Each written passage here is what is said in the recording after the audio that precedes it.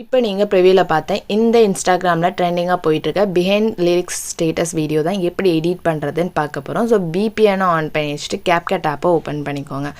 Open பண்ணிவிட்டு first new ப்ராஜெக்ட்னு click பண்ணி நீங்கள் ஷூட் பண்ணி எடுத்த வீடியோஸ் எல்லாம் ஃபஸ்ட்டு எடுங்க. ஸோ நான் ஒரு 2 வீடியோ எடுத்துக்கிறதேன். ஸோ நீங்கள் எவ்வளோ வீடியோஸ் எடுத்திருக்கீங்களோ அவ்வளோ வீடியோஸே ஃபஸ்ட்டு எடுத்துட்டு ஸோ ஃபஸ்ட்டு அதை எக்ஸ்போர்ட் பண்ணி ஒரே வீடியோவாக மர்ஜ் பண்ணிக்கோங்க.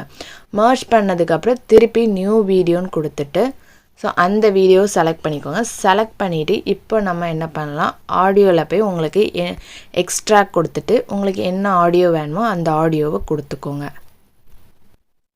ஸோ நான் மியூசிக்கும் கொடுத்துட்டேன். மியூசிக் கொடுத்ததுக்கப்புறம் மியூசிக்கை கிளிக் பண்ணிக்கோங்க. ஸோ அதுக்கப்புறம் ஆடியோவை கிளிக் பண்ணிவிட்டு ஸோ ஆடியோ கிளிக் பண்ணிட்டு இதில் பார்த்தீங்கன்னா பீட் இருக்கும். ஜஸ்ட் ப்ளே பண்ணி பார்த்து பீட்டை மார்க் பண்ணிக்கலாம்.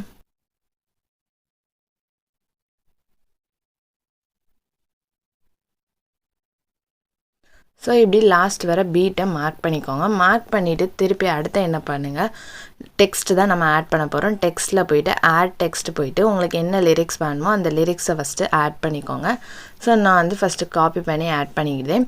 ஆட் பண்ணிட்டு திருப்பி ஃபாண்ட்டில் போங்க. ஃபாண்ட்டில் ரிசால்வ்னு ஒரு ஃபாண்ட் இருக்கும். ஸோ இதை யூஸ் பண்ணுங்கள்.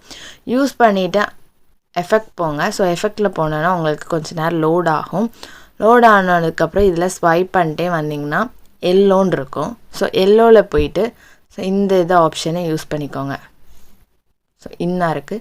ஸோ இந்த எஃபெக்டை யூஸ் பண்ணுங்கள். 2 அணா இருக்கும், ஒன்று ப்ரோ அண்ட் ஒன்று நார்மல். அந்த நார்மலை யூஸ் பண்ணுங்கள். அதுக்கப்புறம் அனிமேஷன் போய்க்கோங்க. அனிமேஷனில் போயிட்டு லூப்பில் போங்க. லூப்பில் போயிட்டு இதில் வேவ் 3ன்னு இருக்கும். ஸோ அதை கொடுத்து டிக் கொடுத்துக்கோங்க. ஸோ இதுக்கப்புறம் இதை என்ன பண்ணுங்கள், அப்படி டூப்ளிகேட் பண்ணலாம். ஸோ கீழே ஸ்வைப் பண்ணி காப்பின்னு ஒரு ஆப்ஷன் இருக்கும்.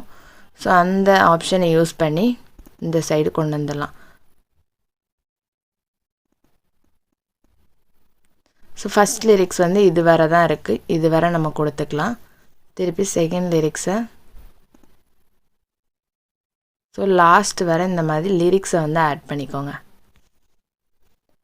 ஸோ நான் ஃபஸ்ட்டு கொஞ்சோண்டு லிரிக்ஸை ஆட் பண்ணியிருக்கேன். ஆட் பண்ணதுக்கப்புறம் மேலே இருக்க எக்ஸ்போர்ட் ஆப்ஷனை யூஸ் பண்ணி சேவ் டு டிவைஸ்னு கிளிக் பண்ணி வீடியோவை சேவ் பண்ணிக்கோங்க.